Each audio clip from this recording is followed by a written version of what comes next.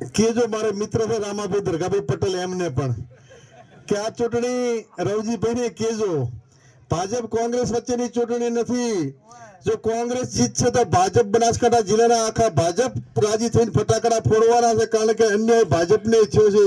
આ ઉમેદવારે ટિકિટ માંગી જ નથી, પણ બનાસકાંઠા જિલ્લામાં ચૌધરી સમાજ કોઈ નેતા ન બનવો જોઈએ, એટલે એક આ તમારા થરાદના નેતા આખા બનાસકાંઠા જિલ્લાના ચૌધરીઓનું અસ્તિત્વ મિટાવવા માટેનું કામ કરે છે.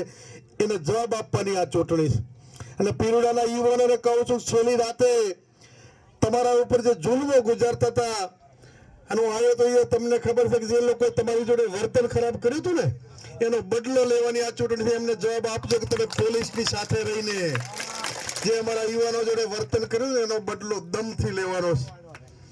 અને એમને જે ભાષામાં લડવી હોય એ રીતે પણ આપણે લડવાની ચિંતા નહીં કરવાની. મામલો મેદાને પડ્યો ને તો વટની વાતે માહોલ ગરમ પણ કરી દેવાનો, એમાં ડરવાની જરૂર નથી. આ ચૂંટણી બનાસકાંઠા જિલ્લાની જનતા લડે છે. પહેલી વખત બાપુ એવી ચૂંટણી છે કે અંગ્રેજોને કાઢવા માટે ટાટા બિરલા, સરદાર ભગતસિંહ, સરદાર પટેલ અને ગાંધીજીને ફાળો આપીને અંગ્રેજોને કાઢવા માટેની લડાઈ લડતા હતા. અને આઝાદી પછી પહેલી વખત બનાસકાંઠા જિલ્લામાં જે લોકોએ બાંધમાં લીધા છે એવા લોકોને કાઢવા માટે એક વ્યક્તિના વિરોધમાં બનાસકાંઠાની 18 આલમ તમે જુઓ છો. હમણાં ગુલાબસિંહને પૈસા આપ્યા, તુલસીભાઈ ગળતા હતા. નોટ ને વોટ બનાસકાંઠાની જનતા આપે છે, એમને અભિનંદન ને વંદન. કેટલી પ્રજા દુખી હશે કે આ તમને થરાદમાં ભાઈ મંગીલાલભાઈ ગુલાબસિંહ કે આ 1.5 વર્ષમાં આટલા લોકો ઘરે આવ્યા હતા, પીલુડામાં આવ્યા તો આ પીલુડાના પાદરમાંથી નોટ તમે આપીને બેનનું સન્માન કર્યું છે. પીલુડાના 18 આલમને નમન ને વંદન કરું છું. આનો આ ઉમરકોટ ઉત્સાહ 7મી તારીખ સુધી જાળવી રાખજો. આ ચૂંટણી ઘણા બધા બદલા લેવાની ચૂંટણી છે. આ ચૂંટણી આ પીલુડાના યુવાનોને પરેશાન કરતા હતા એ ચૂંટણી વખતે રાત્રે જે હેરાન કરી હતી બદલો લેવાની ચૂંટણી છે. આ ચૂંટણી એમને ખબર નહીં હોય કે ભલે લોકશાહી આવી ગઈ હોય, પરંતુ એવી અમારી ખામોશી કે ન બોલતા હોય તો એવી તમે કમજોરી ના સમજી લેશો. મર્યાદા ભરેલી ખામોશીને જે જાગીરદાર સમાજ, દરબાર સમાજની બેન દીકરી સામે બોલ્યા છે એનો બદલો લેવાની ચૂંટણી છે.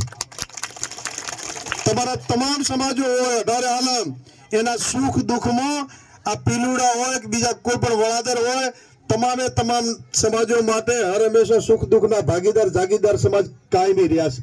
ત્યારે હું તમને વિનંતી કરું છું, ભાજપ માટે કોંગ્રેસ માટે નહીં, પણ જાગીરદાર સમાજ જો તમારી સાથે રહ્યા હોય, તમારા સુખ દુઃખમાં તમારા ઘરે આવીને ઉભા રહ્યા હોય તો એમની બેન દીકરીની ઇજ્જત ઉપર જે ઘા કરે છે એનો બદલો લેવાની ચૂંટણી છે.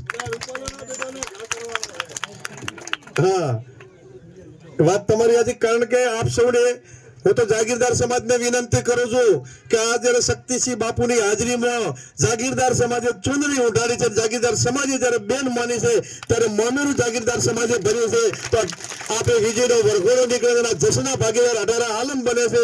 પણ જાગીરદાર સમાજને કહું છું કે આપ કેજો ગામો ગામ ઘરે ઘરે જઈને કે તમારા માટે અમે કાંઈ નહીં, તમારી હાથે રહ્યા છો. તો આ વખતે મહેરબાની કરીને આ રૂપાલા છવી લડે છે, બધા રૂપાલા જ છે આપણા માટે.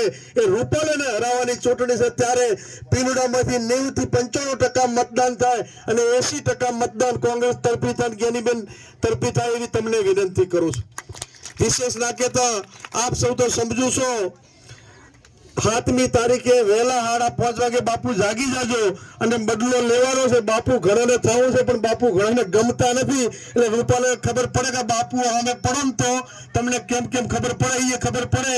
એટલે બાપુ ક્યાંક લડવું હોય ને તો હું તો આ લોકોને કહું છું કે મહેરબાની કરજો, રૂપાલા હોય તો કોઈ તમે એવી કોઈ ખામોશી ના સમજો કે એવી રાજનીતિ અમે નમાલી રાજનીતિ કરવા નીકળ્યા નથી. આ જાગીરદારોમાં એ પણ ક્ષમતા છે, પરંતુ મર્યાદા ભરેલી ખામીને કમજોરી ના સમજો. ઘણા બધા ધ્યાનમાં છે પણ તમારી તલવારો મ્યાનમાં છે એટલે વારંવાર ઘા કરે. એટલે આ વખતે તલવારો કાઢી લેજો, કટાઈ કઈ ગઈ નથી. એ જ શબ્દો સાથે આપ સૌનો ખૂબ ખૂબ આભાર.